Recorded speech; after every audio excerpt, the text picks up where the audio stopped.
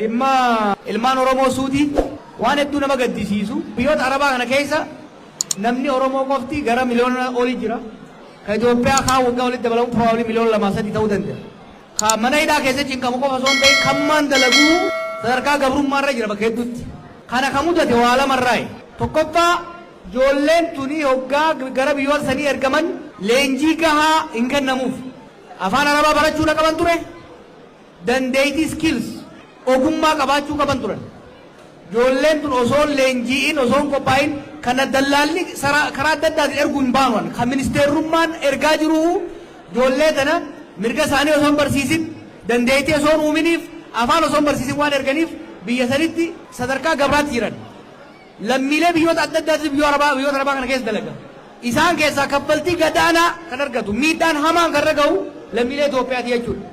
Tokko erguu irratti wanti jiru jijjiiramuu danda'uu qaba. Deengaddaas bika tokkotti haasa'aatiin ture. Nuti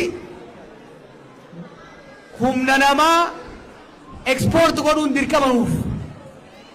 Garuu humni namaa nuti ekspoort goonu sun ka kwaalitii takkaahuu qulqulliin isaa cimaa ta'e dandeettii afaanii kan qabu dandeettii ogummaa kan qabu ta'uu danda'uudha qaba jechuudha. Gaafa akkas ta'e achitti mirgi isaanii kabajamaaf kaffaltiin kafalamuuf illee wayyata. Rakkoon lammataa hojii gara ministeera hajaa alaatii fi embaasiitiin laafachuudhaati. Warri biyyoota Arabaa jiraatan ni beeytanii sadarkaa olaanaatti warri kafalamu warra Filiippiinsi fi Indooneeziyaadhaati. Jarri kun embaasiiwwan isaanii Suudiis ta'ee Kuweetis bakka biraa jiran hojiin isaanii nambar 1 mirga hojjettoota kanaa kabachiisudha. Jarana wanni mootummaan mirga hojjettoota kanaa kabachiisuu qabuuf doolaara isaantu fida.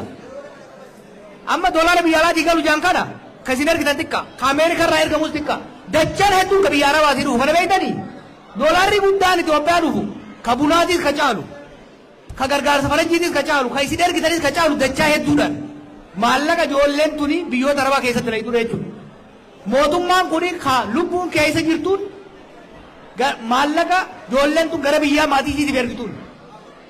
Mootummaan irraa fayyadamaa jira ijoollee sanarraa.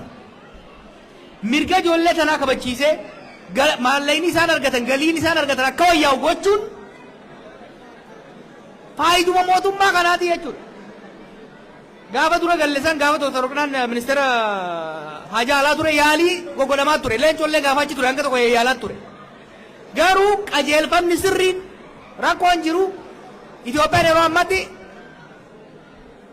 tarsiimoo fi imaammata hajaa alaa akka hin qabne beektanii Itoophiyaa has no foreign policy.